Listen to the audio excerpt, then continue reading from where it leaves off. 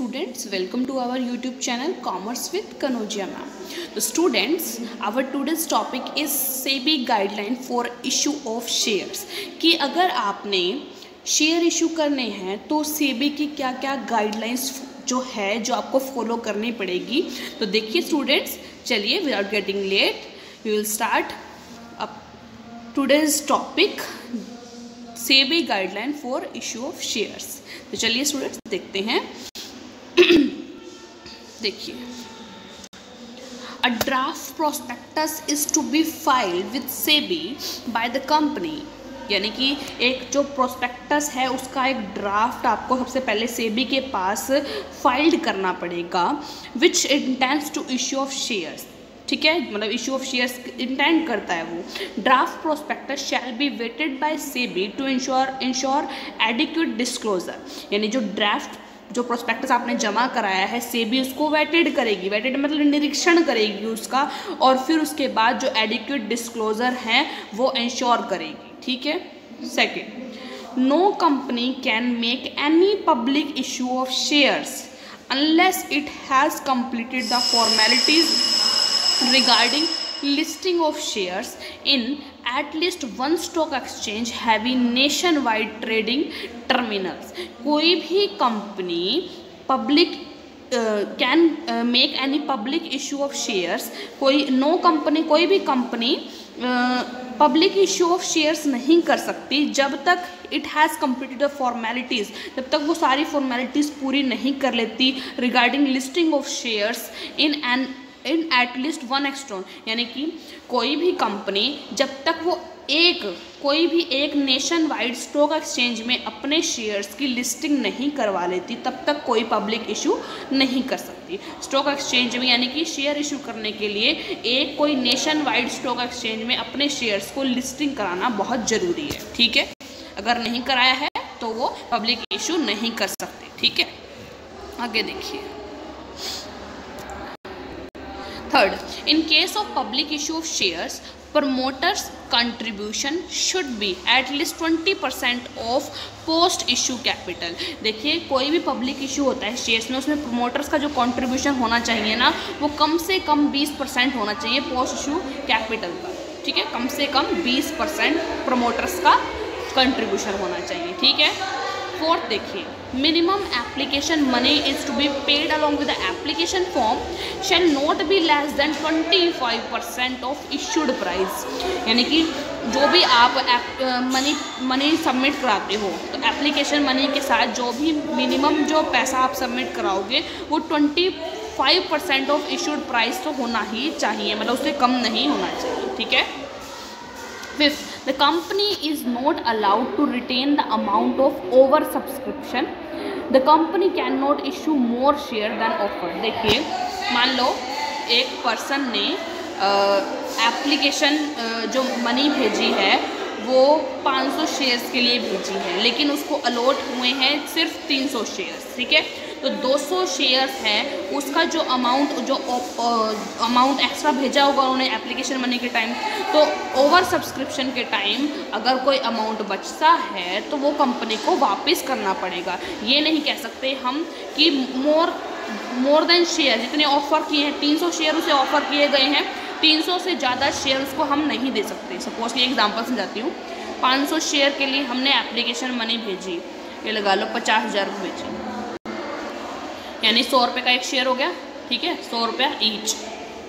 ठीक है, और हमें ऑफ़र हुए कंपनी की तरफ से 300 शेयर। ठीक है, तो हमारा बच गया अमाउंट 20,000, तो कंपनी उसे क्या करेगी, वापस करेगी। कंपनी ये नहीं कह सकती कि 20,000 रुपये हम रख लें और उसे और शेयर आगे फर्दर इशू कर दें। नहीं, जितने कंपनी ने ऑफ़र करे हैं बस 300 शेयर वही के लिए कंपनी पैसा रख सकती है, और जो बचा हुआ अमाउंट है कंपनी को वापस लौटाना पड़ेगा जिस पर्सन ने आगे वो पे किए हैं पैसे। ठीक है, आगे देखिए।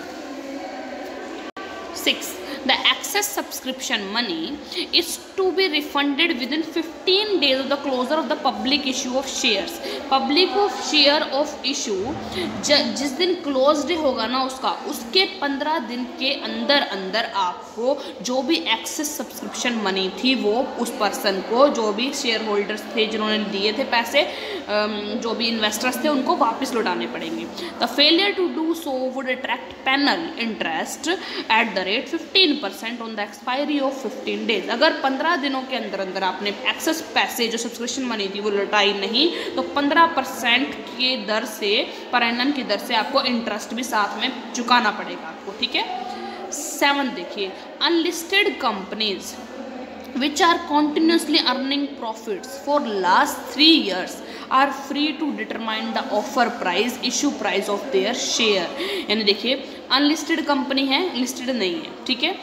जो कॉन्टिन्यूस 3 साल तक, लास्ट 3 ईयर्स तक कॉन्टिन्यूसली प्रॉफिट अर्न कर रही है, आर फ्री टू डिटरमाइन, वो फ्री हैं कि वो ऑफर प्राइस यानी इशू प्राइस को डिटरमाइन कर सकते हैं, खुद से बना सकते हैं अपने शेयर्स का इशू प्राइस. ठीक है.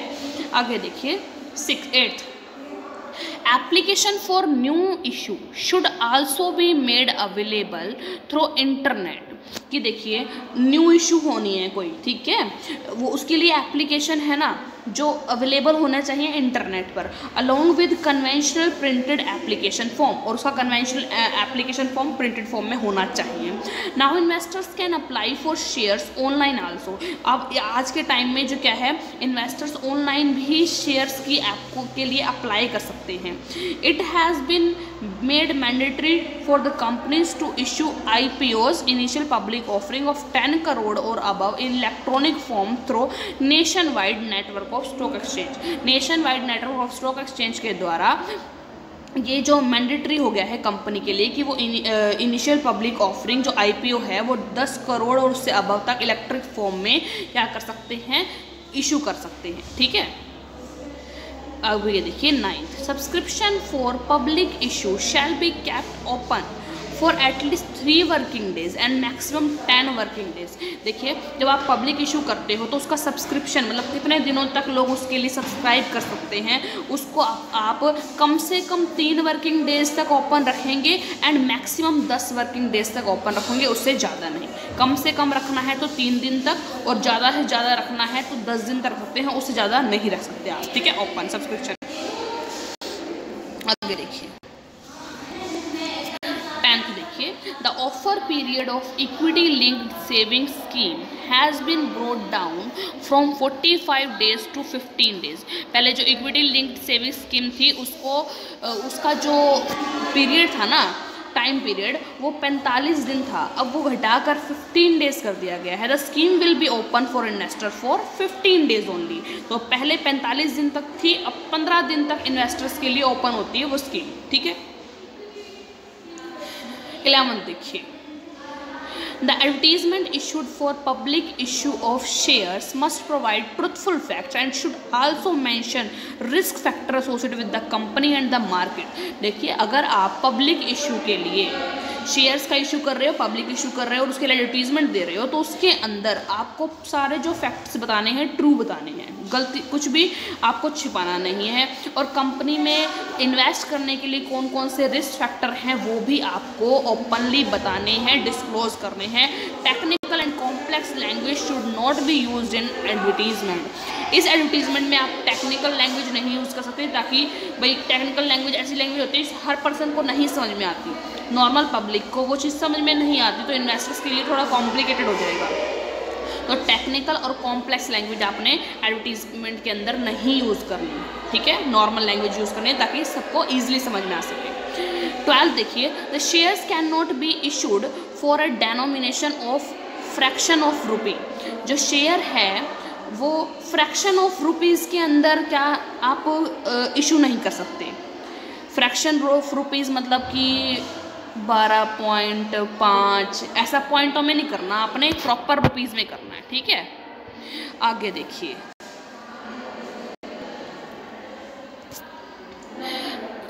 सॉरी हाँ जी 1 मिनट.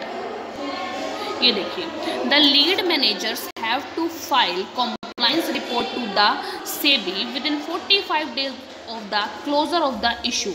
जो लीड मैनेजर हैं अगर कोई कॉम्प्लाइंस रिपोर्ट फाइल करनी है सेबी को तो 45 दिन के अंदर अंदर कर सकते हैं जिस दिन क्लोजर होगा इशू का। In this compliance report it is certified that all guideline issued by SEBI regarding issue of shares have been followed. और उसमें आपको बताना पड़ेगा कि सेबी की जो भी गाइडलाइंस है हमने वो फॉलो की है। ठीक है, आगे देखिए, existing listed companies are allowed to raise fresh capital by issuing share through public issue. These companies are free to fix issue price of shares। देखिए जो भी एग्जिस्टिंग कंपनी चल रही है और वो लिस्टेड कंपनी है, लिस्टेड करवा रखा है, यानी उन्होंने अपने शेयर्स को लिस्ट करवा रखा है किस पर, स्टॉक एक्सचेंज पर। तो लिस्टिंग कंपनी है उनको वो अलाउड है कि उनको ये अलाउड है कि वो फ्रेश कैपिटल क्या कर सकती है, ला सकती है किसके द्वारा, इशू ऑफ शेयर के द्वारा, थ्रू पब्लिक इशू के द्वारा। और उनको ये भी मतलब कि अलाउड होता है कि वो जो इशू प्राइस है वो खुद फिक्स कर सकती है, डिटरमाइन कर सकती है। ठीक है, आगे देखिए, a company with net tangible asset of at least 3 crore can make initial public offers of shares. IPO कर सकती है 3 करोड़ तक की, मतलब कम से कम 3 करोड़ जिसकी नेट टेंजिबल एसेट्स हो वैसी कंपनी आईपीओ कर सकती है, मतलब इनिशियल पब्लिक ऑफरिंग कर सकती है शेयर्स की। आगे देखिए,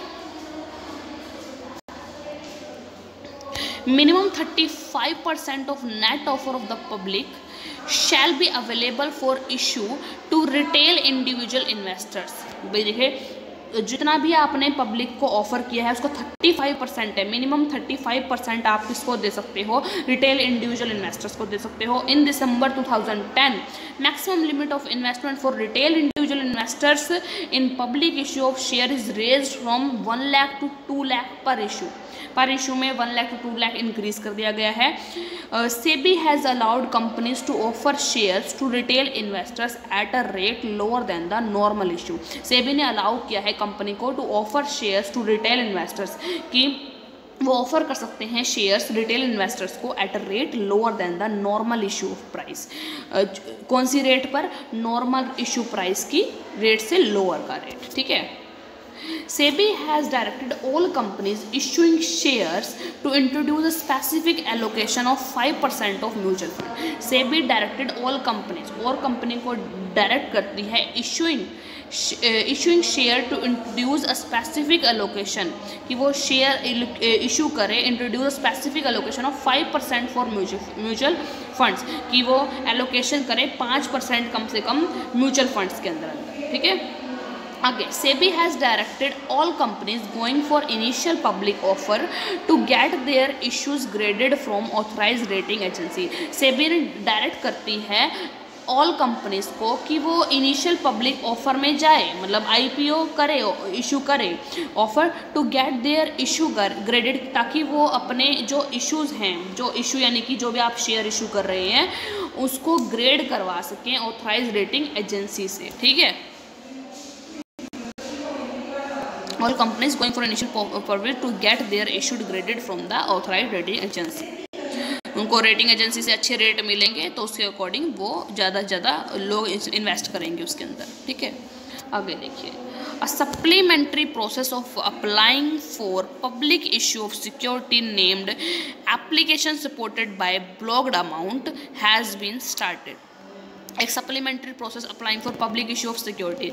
भाई अगर पब्लिक इशू ऑफ सिक्योरिटीज़ में आपको अप्लाई करना है, सप्लीमेंट्री प्रोसेस है जिसका नाम है application supported by blocked amount has been started, वो नए स्टार्टेड हो गई है। इन दिस सिस्टम देखिए क्या करते हैं, funds are blocked in investors bank account. जो फंड हैं वो इन्वेस्टर के बैंक अकाउंट में ब्लॉक होंगे at the time of applying for public issue of security. जो पब्लिक इशू सिक्योरिटी के लिए जब वो अप्लाई कर रहे हैं, the funds are debited withdrawn from the investors account only upon confirmed allotment. देखिए क्या करते हैं, देखो पहले आपको सारा ASB के अंदर क्या होता है, अगर ASB क्या है इसके बारे में आपको 4 मार्क्स का क्वेश्चन भी पूछ सकते हैं। तो इसमें क्या है, सिंपल से बताती हूँ क्या है।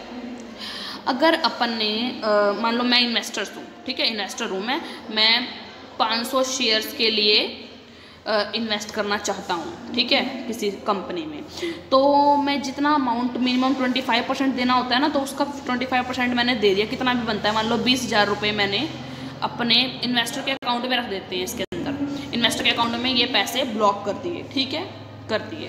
अब कंपनी जितनी अलॉटमेंट देगी, कंपनी जितना उसको ऑफर करेगी, ऑफर तो उसने कर दिया, कंपनी उसने अप्लाई कर दिया, कितना जितना पैसे देने थे 20,000 रुपये दे के उसने अप्लाई कर दिया, ठीक है। अब कंपनी ने सिर्फ 10,000 के शेयर्स को देने हैं, तो ठीक है, मतलब कि 10,000 की मिनिमम 25% बनता है, तो 10,000 रुपये बनते हैं उसके, तो 10,000 रुपये कंपनी विड्रॉ कर लेगी उसके अकाउंट में से और बचे हुए वहीं पर छोड़ देगी। तो कंपनी को क्या फ़ायदा होगा इस चीज़ से कि कंपनी को रेजिडुअल मनी वापस उनको भेजनी नहीं पड़ेगी, बस कंपनी जितनी मनी उसको चाहिए कंपनी को उनके बैंक अकाउंट में से निकाल लेगी, ठीक है। ये है ASBA सिस्टम। आगे देखिए, SEBI has directed all listed companies including public sector units to have at least 25% public shareholding। Direct करती है लिस्टेड कंपनीज को कि कम से कम 25% पब्लिक शेयर होल्डिंग उनके पास हो, ठीक है। Processing time for issue of shares, time between the issue closure date and the listing date has been reduced from 12 working days to 6 working days। यानी कि इश्यू ऑफ शेयर्स का time है ना, यानी जिस दिन अप्लाई किया है और जिस दिन हमने उसको ऑफर भाई कितना अलॉट किया है उसका टाइम है ना 12 वर्किंग डेज से 6 वर्किंग डेज में कर दिया गया है, चेंज कर दिया गया है। पहले 12 दिन था, अब 6 दिन तक कर दिया गया है। It implies that share will be listed after maximum 6 working days from the last date of applying for share। कि ये बताता है कि जो आपके शेयर्स हैं जिस दिन आपने अप्लाई किए हैं उसके 6 दिन के अंदर अंदर वो आपको क्या हो जाएंगे, लिस्टेड हो जाएंगे, ठीक है। आगे देखिए, In October 2012, SEBI started a new mechanism to submit application form electronically in public issue of securities। अक्टूबर 2012 ने सेबी ने स्टार्ट किया नया मैकेनिज्म कि आप एप्लीकेशन ना इलेक्ट्रॉनिक फॉर्म में भी क्या कर सकते हैं, सबमिट कर सकते हैं पब्लिक इशू ऑफ सिक्योरिटीज़ के लिए। इन EIPOs investors can download application form from the website of stock exchange. अगर EIPO मतलब पहले तो इनिशियल पब्लिक ऑफरिंग होती थी, अब EIPO हो गया है। EIPO मीन्स इलेक्ट्रॉनिक फॉर्म में, ठीक है। इलेक्ट्रॉनिक फॉर्म में क्या करता है, investors can download application form from the website of stock exchange. Stock exchange की वेबसाइट से इन्वेस्टर्स है वो फॉर्म डाउनलोड कर लेगा, application form, and can submit the application to stock broker. और स्टॉक ब्रोकर को क्या कर देगा, वो एप्लीकेशन सबमिट कर देगा in any part of the country, कोई भी पार्ट, कंट्री के कोई भी पार्ट में, ठीक है। It has enlarged the reach of public issue to larger geographical area। ये जो है पब्लिक इशू है ये लार्जर एरिया में आप इसके थ्रू कर सकते हो कि EIPO है, ठीक है। आगे देखिए, ये देखिए, SEBI has introduced book building method for public issue of security. Public issue of security के लिए बुक बिल्डिंग मेथड इंट्रोड्यूस किया। Book building is the process used by company raising capital through public offerings. Book building क्या है, एक process है company जो use करती है, कंपनी अपने कैपिटल को रेज करने के लिए पब्लिक ऑफरिंग से रेज करने के लिए अपने कैपिटल को यूज़ करती है, बोथ इनिशियल पब्लिक ऑफर्स और फॉलो अप पब्लिक ऑफर्स, यानी IPO के थ्रू भी और FPS के थ्रू भी। Under book building process the issue price of share is determined by the demand and supply forces in the capital form.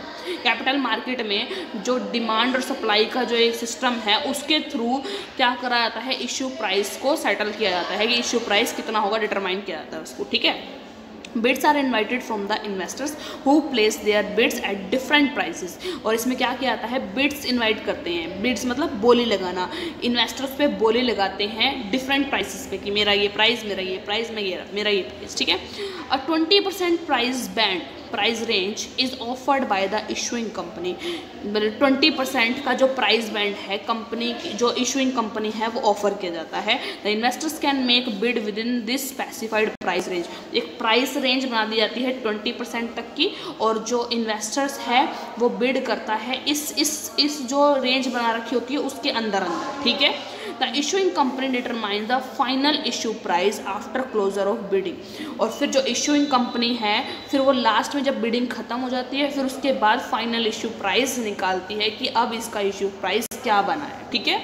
Bidding करवाते हैं, bidding की price range रख देते हैं 20% तक, जो भी इशूइंग कंपनी है। जब सारी बिड खत्म हो जाती है और उस रेंज के अंदर रहना पड़ता है इन्वेस्टर्स को, और जब सारी बिड खत्म हो जाती है लास्ट में फिर जो इशू प्राइस है डिटरमाइन किया जाता है इशूइंग कंपनी के द्वारा। ठीक है, तो ये कुछ ऐसी गाइडलाइंस थी जिसको हमने फॉलो, यानी कंपनीज को फॉलो करना ही पड़ेगा जब वो इशू कर रही हैं अपने शेयर्स को, आईपीओ कर रही हैं, इनिशियल पब्लिक ऑफरिंग कर रही हैं। तो ये सब गाइडलाइंस है, अगर ये सब गाइडलाइन फॉलो की जा रही है तो तभी आपके जो हैं इशू होंगे आपकी कंपनी के शेयर्स। ठीक है, तो आई होप स्टूडेंट्स ये गाइडलाइंस जो है आपको अच्छे से समझ में आ गई होगी। तो अगर वीडियो आपको अच्छी लगी हो, आपके यूज़फुल हो ये वीडियो, तो ज़्यादा से ज़्यादा मेरी वीडियो को लाइक कीजिए, शेयर कीजिए, कमेंट्स कीजिए और ज़्यादा से ज़्यादा मेरे चैनल को सब्सक्राइब कीजिए। Commerce with Kanaujia ma'am. Thank you students.